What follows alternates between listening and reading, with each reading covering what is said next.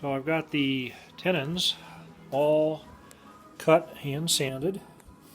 The next step is on this far corner here is to start fitting the 2x2 railing metal grid work into the slots. So the next step, I'm just taking this bolt out here, just holding this bottom log loosely to the floor because I want to make sure that my tenons fit nicely in to that bottom slot. I also like to have a little bit of wiggle room in here. That's okay. I can take care of that when we're actually finishing the railing here. And of course on the other one I've got to take this bolt out. Probably have to get the, I don't know, it'll come out. Screw that out. Again, this is just holding it loosely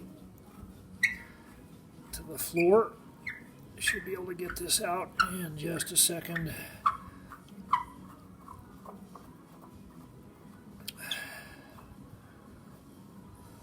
And there we go. And next tenon is there. You can see there's a little bit of a angle there. So I got again a little bit of play here, which is not a bad thing. A little bit of that I can take care of. I could actually cut this bottom part to match the angle of the top part. Part of that is the way I cut the bottom hole. Looks like that's not perfectly level down there, but that's okay because again all this is doing is going to be supporting the railing similar to what these are doing on the long run here. So as I get ready to route out the cut to support the railing in these tenons, it's nice I've got these very specific centered knots in both of the logs, actually in all four, and they look like they're basically centered. So I'm going to be using those to basically draw a line from one center knot to the other center knot, and then simply draw a line based on where I want the router cut to go. So that makes it a little bit more straightforward.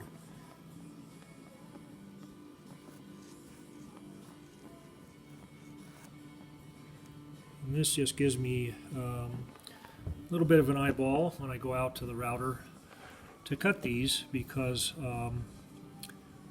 with the router I want it as close to the center as I can, but the real trick of course is that I want the router cut to be straight. That's the more difficult aspect of all this. So I've got the tenons now cut with their slots using the router. Went 3/4 of an inch. Actually that's what I ended up on the other side as well. 1.5 inch was probably just a little too much. But again, those go right like that. Now the trick is to put the other railing in and see if we're even close.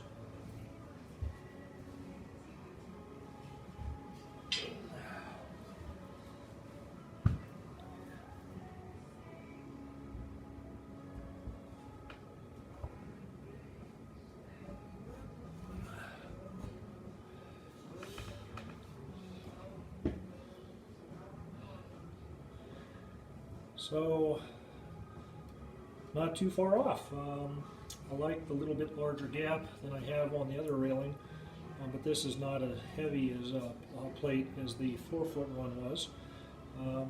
But now the trick is to measure the top banister. I'm not sure if you can see that here, but again, the other tenons and I have to drill the slots in the ends, but they're going to come down and support the railing this way. So here's the railing in place. Got the two support pieces up above. Just going to bolt this together for right now, just to get a feel, just make sure everything is fitting correctly.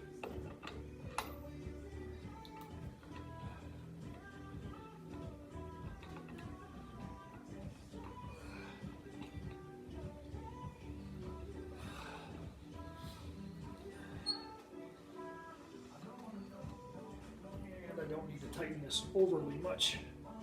Just leave it out a little bit. But basically, this is what the railing is going to look like in its finished form. Everything needs to be tightened up. I've already told my wife we need to start thinking about what color finish we want on the railing.